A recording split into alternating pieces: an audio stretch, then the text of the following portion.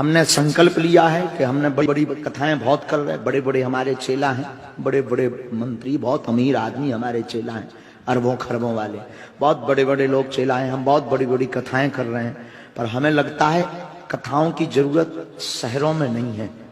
अब हम जंगल में जाकर के वन में रहने वाले वनवासी आदिवासियों को कथा सुनाएंगे। नमस्कार, मैं हूं केशव तिवारी और अलग अंदाज में रहती हैं खबरें हमारी।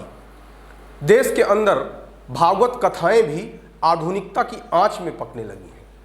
आधुनिक वाद्य यंत्रों से सुसज्जित भागवत कथाओं में अब भक्ति रस में सराबोर होकर ऑर्केस्ट्रा जैसा नृत्य होना सामान्य बात है। भागवत कथा भी आज की तारीख में एक बड़े कारोबार के रूप में विकसित हो रहा है। बड़ा से बड़ा संत हो या सड़ा से सड़ा संत हो, सबके अपने रेट फिक्स हैं। जिस संत का जितना बड़ा नाम, उस संत का उतना बड़ा दाम। आज की तारीख में जिस संत की जिला स्तरीय भी ख्याति नहीं है, उसकी भागवत कथा में भी 5 से 7 लाख का खर्चा आ रहा है। लेकिन इस भागवत कथा को लेकर एक बड़ा तीखा प्रश्न उठता है कि आखिरकार यह कथाएं गरीब बस्ती में, हरिजन बस्ती में या आदिवासियों की बस्ती में क्यों नहीं होती। आज तक मैंने किसी भी बड़े संत को हरिजन बस्ती, गरीब बस्ती या आदिवासी बस्ती में कथा वाचन करते हुए नहीं देखा। इसका सीधा सा एक ही कारण है, इन बस्तियों में इन संतों को न तो दान मिलेगा न दक्षिणा। देश के बड़े से बड़े संत एक ही बात अपनी कथा में प्रमुखता के साथ सुनाते हैं, माया मोह त्याग दो, माया मोह त्याग दो। और उनकी कथा में एक पट्टी चलती रहती है जिसमें अकाउंट नंबर दिखता है और कहा जाता है माया मोह का त्याग कर इस अकाउंट नंबर में डाल दीजिए। लोगों को यह कहा जा रहा है कि आप सुविधाभोगी मत बनिए, अपनी सारी सुख सुविधाओं का त्याग कर दीजिए और इन संत महात्माओं को दे दीजिए। देश के अंदर भागवत कथाएं आधुनिकता से इस कदर प्रभावित हैं कि वहाँ भी फिल्म की बदचलन धुनों पर भजन गाए जाते हैं और वहीं पर बजने वाली गुस्ताख सीटियों में नृत्य भी होता है। भौतिकता की इस चकाचौंध में देश के एक संत बागेश्वर धाम के पीठाधीश्वर धीरज कृष्ण गर्ग ने यह घोषणा की है कि उनकी भागवत कथाएं अब आदिवासियों के क्षेत्र में होंगी। अब जंगलों में भी भागवत कथा सुनी जा सकेगी। बड़ा से बड़ा संत ज्ञान की बड़ी बड़ी बातें करेगा, लेकिन हरिजन बस्ती में, गरीबों की बस्ती में, आदिवासियों की बस्ती में जाकर भागवत कथा नहीं सुनाता, क्योंकि इन संतों को भी धर्म, कर्म और मर्म से ज़्यादा दौलत से लगाव है। आजकल लग्जरी गाड़ी और हेलीकॉप्टर से संत कथा वाचने आते हैं। मुझे इस बात पर कतई आपत्ति नहीं है कि वह लग्जरी गाड़ी और हेलीकॉप्टर से कथा वाचने क्यों आते हैं। आज के संत जितने भी सुविधाभोगी हो सकते हैं हो जाएं, लेकिन गरीबों की, वनवासियों की भी चिंता करें। समाज के अंतिम छोर पर रहने वाले व्यक्ति की भी चिंता करें। यदि ऐसा नहीं कर सकते तो उनके ज्ञान का कोई मतलब नहीं है। उनका सारा ज्ञान लोगों की जेब से पैसा निकलवाने तक सीमित है। तो इस सनातन धर्म की रक्षा इतनी आसानी से नहीं हो सकती। इस देश के अंदर जितनी तीव्र गति से धर्मांतरण हुए, उसके पीछे का एक मात्र कारण है कि ये जितने ज्ञानी और ध्यानी हैं, इन लोगों की निगाह सिर्फ बड़े लोगों की जेब पर है। यदि ये सनातन धर्म के रक्षक हैं तो समाज के अंतिम छोर के व्यक्तियों को कथा सुनाने लगे तो शायद इस देश में धर्मांतरण रुक जाए। लेकिन बड़े अफसोस के साथ कहना पड़ रहा है कि ये ज्ञानी और धर्मात्मा अपने ट्रस्ट, अपने मंदिर तथा अपने बैंक बैलेंस की चिंता करने के अलावा कुछ नहीं करते। इन हालातों और परिस्थितियों में बागेश्वर धाम के पीठाधीश्वर धीरज कृष्ण गर्ग की यह घोषणा अंधेरे में एक उम्मीद की किरण है। उम्मीद की जाती है कि अन्य संत भी धीरज कृष्ण गर्ग से प्रेरणा लेकर वनवासियों, गरीबों की बस्ती में जाकर भागवत कथा बाँचते हुए सनातन धर्म को बचाने का पुनीत कार्य करेंगे। खबरें नए अंदाज में देखने के लिए सब्सक्राइब करिए विशाल खबर। हमने संकल्प लिया है कि हमने बड़ी बड़ी कथाएं बहुत कर रहे हैं। बड़े बड़े हमारे चेला हैं, बड़े बड़े मंत्री, बहुत अमीर आदमी हमारे चेला हैं, अरबों खरबों वाले, बहुत बड़े बड़े लोग चेला हैं। हम बहुत बड़ी बड़ी कथाएं कर रहे हैं, पर हमें लगता है कथाओं की जरूरत शहरों में नहीं है। अब हम जंगल में जाकर के वन में रहने वाले वनवासी आदिवासियों को कथा सुनाएंगे,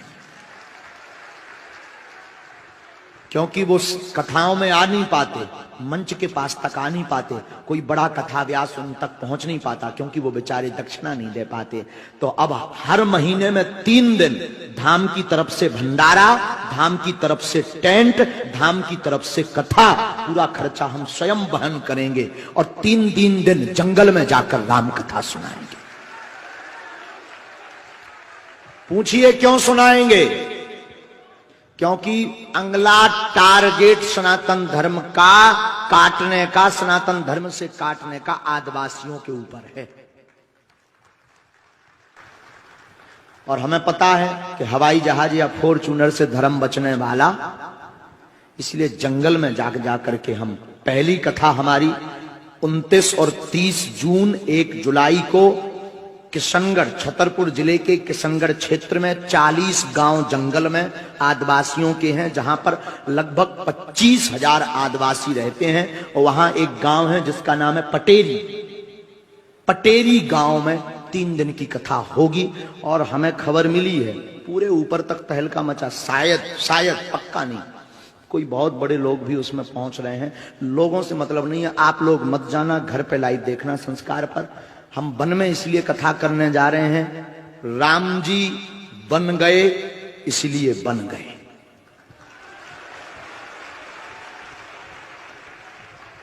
फिर सुनिए, सूत्र करोड़ों का है। राम जी 14 वर्ष के लिए वन गए, इसलिए तो राम भगवान बन गए। उन्हीं राम जी की कथा सुनाने के लिए हम आदिवासी। कैसा है ये उपाय, पागलो बताओ ना?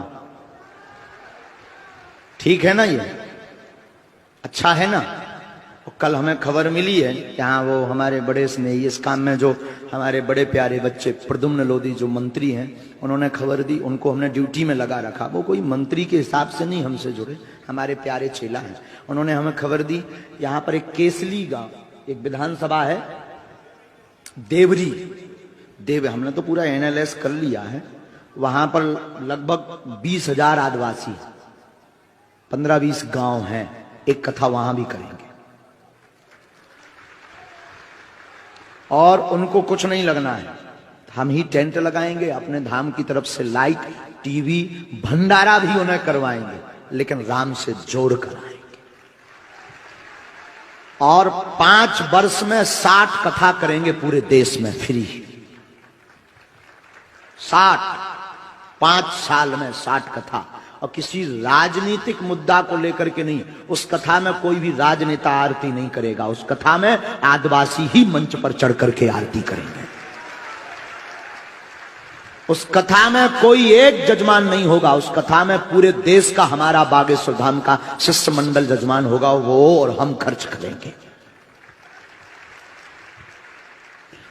तो ये आयोजन की हम चाहेंगे कि सब जगह इसकी जानकारी हो, सब आदिवासी भाई जनजातीय हैं, वनवासी भाई हैं, उनको राम कथा सुनाने जा रहे। कैसा उपाय है बताओ ना? बढ़िया है ना? हम ये करने वाले हैं, इसको करें कि ना करें? सच कहा ना तो उनको जरूरत है। भाई तुम लोग तो शहर में रहते, हमारी नहीं कथा हो, तुम तो दूसरे लोग पहुंच जा होते, राधे राधे करने लगा। हाँ जी या ना जी? उनके पास कोई जाता है क्या? वो कभी यहां आ पाते? उन्हें डर लगा भीड़ से बेचारा, उन्हें कोई पूछा। अच्छा आ भी जाए, कई आए भी हैं, यहां भी बैठे, लेकिन वे मंच के नजदीक नहीं आ पाता, आरती तो सपने में नहीं वे कर पाता। वो भी तो इंसान है, वो भी तो चाहते कि हम भी मंच पे चढ़े। पैसा नहीं है तो का भाव, बस उन्हें एक ही कमी खलत, काश हम भी बड़े आदमी होते तो मंच पे होते। तो हमने सोचा कि अब हम उनको भी मंच पर बैठाएंगे, मंच पर आरती करवाएंगे और राम कथा सुनाएंगे। ये 29 और 30 और 1 जुलाई को 3 दिन की, हर महीने में 3 दिन। फिर अगली कथा कहां है? 28, 29 और 30 जुलाई में दमोह जिले में एक कथा है, 3 दिन की। आदिवासी क्षेत्र है कोई, निर्वारा या ऐसा कोई क्षेत्र है? जो भी हो आपको जानकारी सोशल मीडिया द्वारा मिल जाए। ये 2 कथाएं फिक्स हैं, तो इस कथाओं में आप पहुंच सकते हो, लेकिन डिस्टर्ब करने नहीं। वहां दरबार भी लगेगा, हो सकता है आपकी अर्जी ना लगे, पर जंगल में रहने वालों की अर्जी लगेगी। हाँ, ये हमने बात क्यों बताई, हमने प्रचार के लिए नहीं बताई, हमें अब आप सबकी बहुत जरूरत है। हम चाहते हैं इस कथा का प्रचार तुम सब अपनी सोशल मीडिया से करो, ताकि उनको भी, एक हम नहीं, बहुत से कथा वक्ता भारत के, उन तक पहुंच करके उन्हें कथा सुनाएं और उन्हें भी लगे कि हम भी इंसान हैं।